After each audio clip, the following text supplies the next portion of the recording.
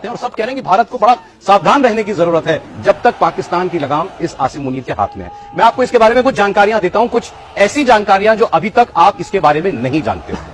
General Asim Munir का background मदरसे का है, अब ये तो सब जानते हैं। इसके पिता एक मौलाना थे और उसी मदरसे में ये आसिम मुनीर जो है वो उसने अपनी शुरुआती पढ़ाई भी की। ये परंपरागत सैनिक नहीं है।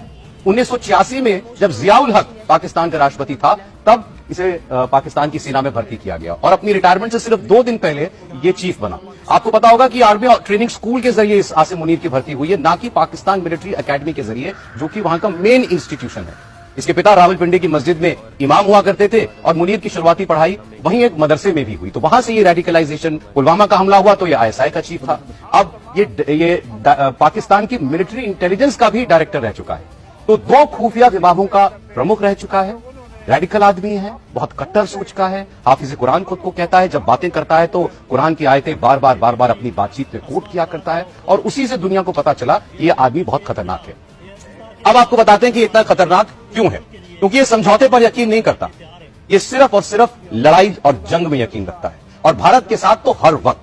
आईएसआई और मिलिट्री इंटेलिजेंस का चीफ रह चुका है, जैसे मैंने आपको बताया। पुलवामा का हमला इसके आईएसआई चीफ रहते हुए ही हुआ था। तो उस लिहाज से पाकिस्तान का जितना आप समझिए कि खुफिया तंत्र है, उस पर इसकी बहुत मजबूत पकड़ है। तो ये जनरल मुनीर क्यों आज तक का सबसे खतरनाक पाकिस्तानी जनरल माना जा रहा है? He is perhaps the most dangerous army chief Pakistan has had.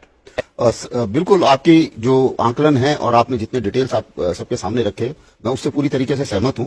और इसमें मैं कुछ और चीजें ऐड करना चाहूंगा, जिससे हम जब किसी अपोजिशन जनरल को पढ़ते हैं तो उसके हम देखते हैं कि उसका ऑपरेशनल एक्सपीरियंस कहां ज्यादा रहा है।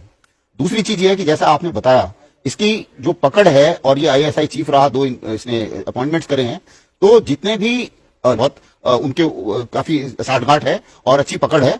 इसकी काफी पकड़ भारत में जितने ये कोलैबोरेटर्स हैं या स्लीपर सेल्स हैं, उनके ऊपर भी इसकी काफी पकड़ है। शादी में से है कि मर जाऊंगा लेकिन सरेंडर नहीं करूंगा, पहली बात। और दूसरी चीज ये है कि समझौते का कोई चक्कर नहीं है। मेरे को जो है वो ये लड़ाई जंग जारी रखनी है जब तक मैं जिंदा हूं। इसको ये सच्चाई भारत के लिए ये एक बहुत बड़ा खतरा है। इसका रहना, इसका मतलब ये है कि आपको जो पॉलिसी है पाकिस्तान की, ब्लीड इंडिया विद 1000 कट, इसको ये बहुत आगे ले जाएगा। इसमें कोई शक नहीं कि ये एक ऐसा जनरल है जिसका एम है हेट इंडिया। क्या अभी ये घटनाएं बंद होने वाली है? मुझे नहीं लगता, क्योंकि ये एक पागल है, जैसे बताया गया, ये रेडिकलाइजेशन ज्यादा फैलाने की कोशिश कर रहा है आतंकवादी। सर, जैसा जो आप लोग मतलब ये ऐसा आदमी है जो तबाह हो जाए, अपने देश को डुबा दे, लेकिन सरेंडर ना करे। वो उस सोच से है ये। इसलिए हमें बड़ा सतर्क रहना पड़ेगा कि ये आइंदा भी जल्दी कुछ कर सकता है। इसलिए